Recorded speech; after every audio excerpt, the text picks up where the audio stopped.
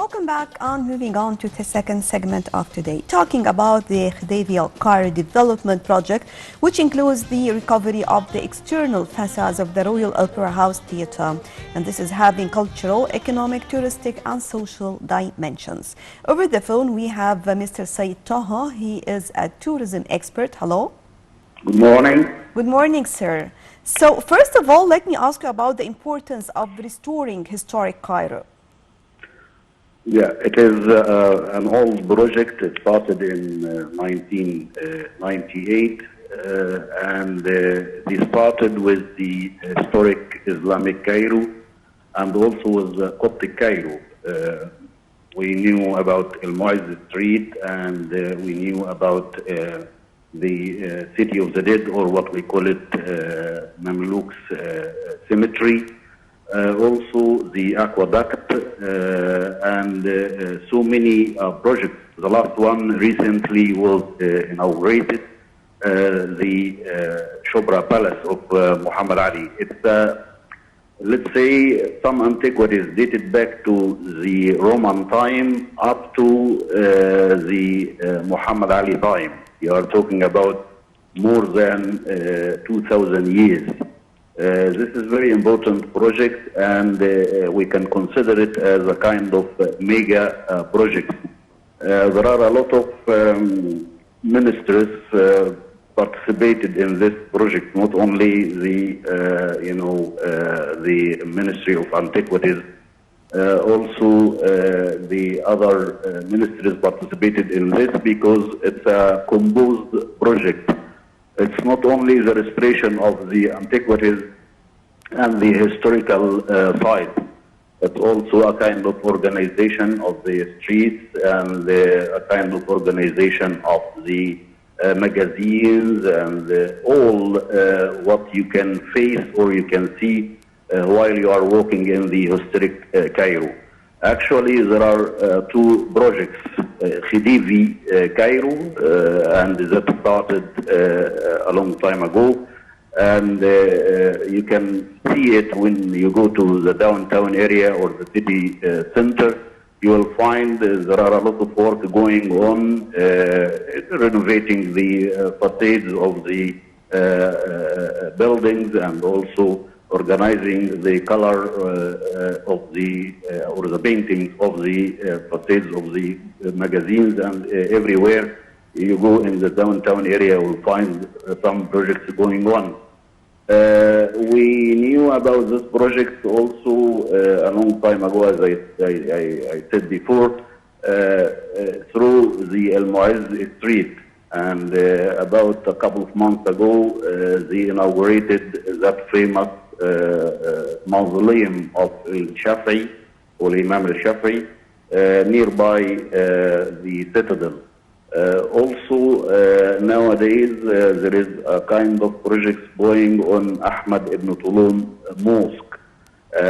Recently, a kind of restoration being held in Sultan Hassan Mosque, and so on. There are a lot of places waiting for the restoration, and some of them already finished and inaugurated. And we have heard about that project was done in Al-Azhar, the great mosque, and in the administrative building nearby Al-Azhar, of Al-Azhar University. Mr. Taha, talking about these important historical sites and the idea that how we used to say that we have many different areas here in Egypt in general, we can say that these areas can be like an open air museum. And this is very much true, as we all know that we have many beautiful sites here to visit. Coming with the idea of changing of some of the Cairo or Egypt streets, the normal streets, into pedestrians, how important it is to have such areas when it comes to the promotion of historical sites here in Cairo and outside Cairo?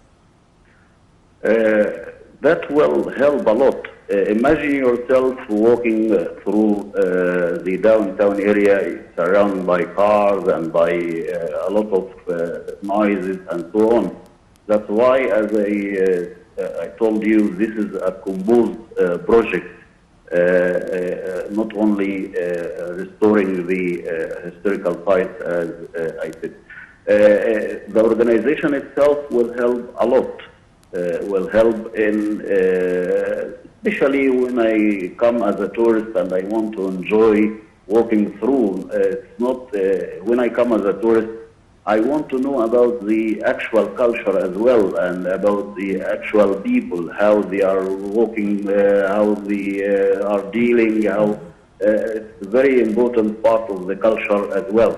That's why when we receive tourists, we not only explain to them about the antiquities and about the historical sites, also we try to give them a general idea about the traditions and about the customs and what is going on in the country of those mega projects. So this is a very important impression when they knew about what is going on. And as we say always, the word of mouth is the most important thing to promote your country. And this is very important everywhere where you go in Egypt, and you will find all those mega projects going on. Organizing the downtown area and the city center will help us as a tour guide, I'm talking, to promote and to explain easily about all these things, because I'm not explaining about things that not be seen. No, that things are in reality. So the eye is looking and the ear is hearing about what is going on and what is here in Egypt.